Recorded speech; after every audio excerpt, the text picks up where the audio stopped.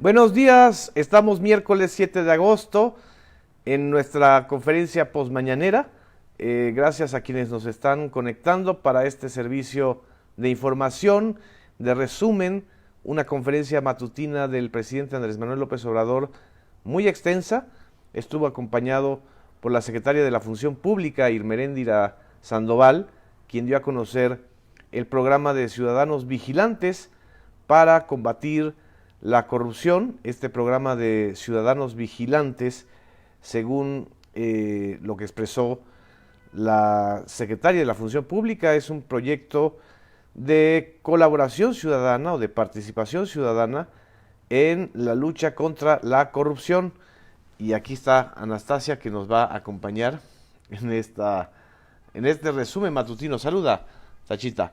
Saluda a quienes nos están viendo desde varias partes del país y desde varios ciudadanos alertadores, se llama, ciudadanos alertadores internos y externos de la corrupción. La secretaria de la Función Pública dijo que este programa garantiza la confidencialidad, el acompañamiento por parte de la autoridad y la proactividad en la asignación de una sanción. Esta fue la primera parte de la conferencia matutina, cuando expuso la secretaria de la Función Pública este programa, que también sus detalles están y se darán a conocer por la misma titular de la Función Pública. El otro tema, por supuesto, fue la venta de la mansión o de la casa de Las Lomas del ciudadano chino-mexicano Zenli Yegón, el famoso Zenli Yegón de la frase copelas o cuello, que sus abogados se ampararon o buscaron un amparo, y el titular del SAE, del Sistema de Administración de Empresas y Enajenación de Bienes, que ahora se va a llamar el Instituto para Devolverle al Pueblo lo Robado, el titular del SAE, Ricardo Rodríguez, pues afirmó que se trataba de una maniobra jurídica para impedir la subasta de esta mansión. Como ustedes recordarán, hace apenas unos días, hace 2 días, el presidente López Obrador señaló que la venta de esta mansión servirá para dar los estímulos adicionales a los que ya reciben los deportistas mexicanos que ganaron medallas en los Juegos Panamericanos y que van a competir en las Olimpiadas. Perdón, eso fue ayer, apenas ayer, martes 6 de agosto. Bueno, y cuando se estaba exponiendo este tema, pasó algo muy interesante, porque uno de los reporteros de la conferencia matutina le expresó a López Obrador que él tenía pruebas de la simulación que hubo durante el gobierno de Felipe Calderón, de la supuesta transferencia de los 230 millones de dólares, si no me equivoco, que fueron los que se hallaron en la mansión aquella de Zenli Yegón.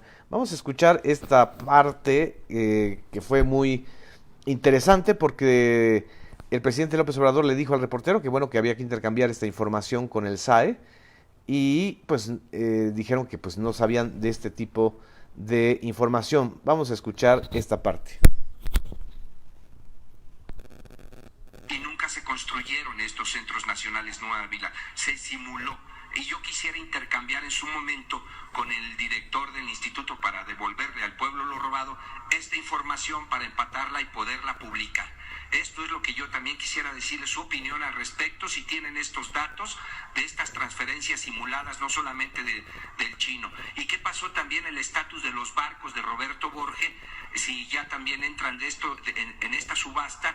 Y también quisiera saber si Rosy Orozco ya devolvió la casa que era del hijo de Amado Carrillo, de Vicente Carrillo Leiva, que está en Ametepec 137, también en las Lomas de Chapultepec. Esta fue la denuncia que realizó el reportero.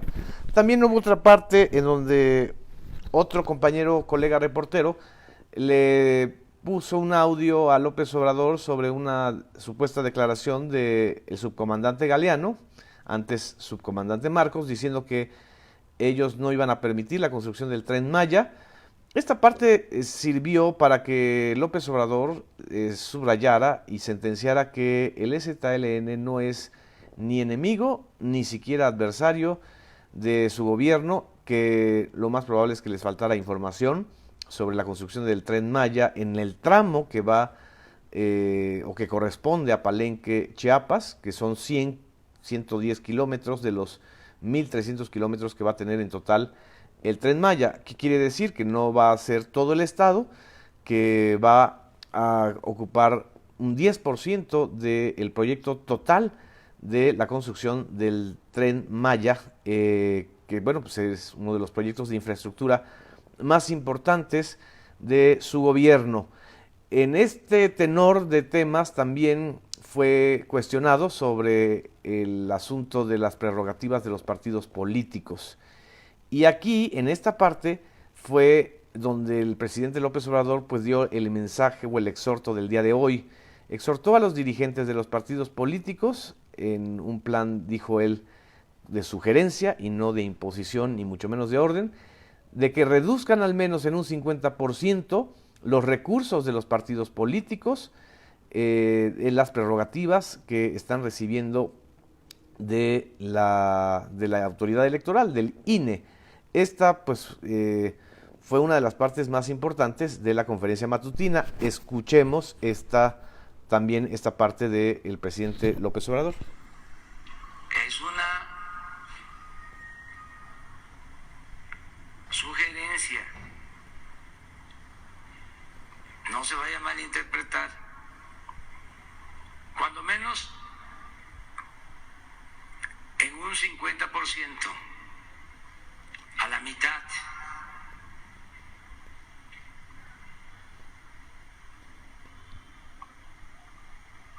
Consideramos tener autoridad moral para hacer este llamamiento. Este llamamiento fue el que hizo el día de hoy el presidente Andrés Manuel López Obrador a los partidos políticos para que disminuyan sus prerrogativas. Me dice Polo Bonilla que Morena ya daba la mitad de sus prerrogativas. Morena, pues como sabemos, fue el gran ganador del proceso electoral del 2018. No solamente ganó la presidencia, ganó la mayoría de las dos cámaras del Congreso y buena parte de los congresos estatales y de gobernaturas. El partido Morena emerge como el partido más importante después del PRI, PAN y PRD, y bueno, según el compromiso de Morena es devolver la mitad de sus recursos a la hacienda pública.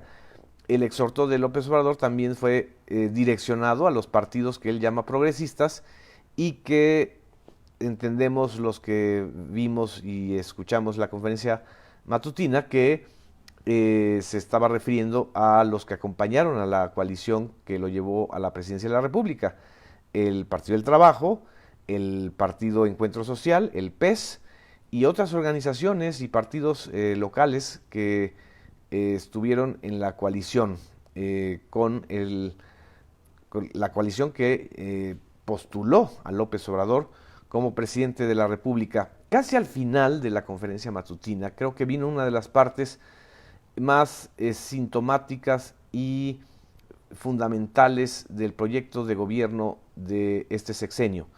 Tiene que ver con el sector salud, tiene que ver con el seguro popular. Recientemente han habido muchos pronunciamientos y críticas en contra de la eliminación o el proyecto de eliminar el seguro popular y de la eliminación de un fondo de cobertura de riesgos que estaba en la bolsa, digamos, del seguro popular. Esta pregunta que le realizó una colega del periódico Reforma, Claudia Guerrero, a el presidente López Obrador, le permitió que el presidente se explayara en la última parte de la conferencia matutina sobre la crisis en el sector salud. Es quizá una de las crisis más graves que hemos vivido o que ha vivido la infraestructura hospitalaria y de salud pública mexicana en los últimos años. El eje de esta crisis tiene que ver, en primer lugar, con el dispendio y el despilfarro en la compra de medicamentos que no necesariamente garantizaban el abasto, sino el enriquecimiento de 3 empresas. El desabasto de medicamentos tiene que ver también con la ausencia o falta de un sistema de distribución propia, según lo que argumentó el presidente, el abandono de la infraestructura hospitalaria, sobre todo en el primer nivel, en el nivel de emergencias para la ciudadanía y para los que tienen menos recursos, el exceso de médicos que no están necesariamente ubicados en la atención necesaria.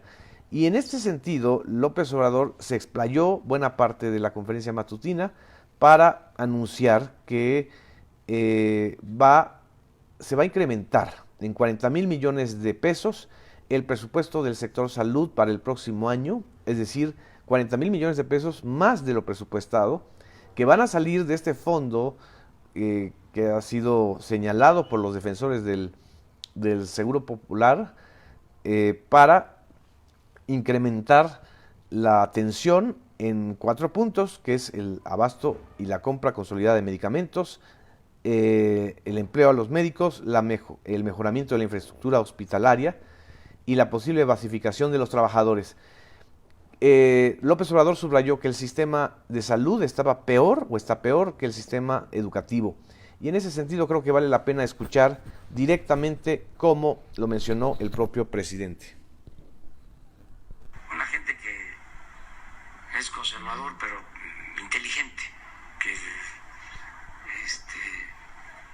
lo respeto porque es serio. Sí. Sin tener toda la información, se metió a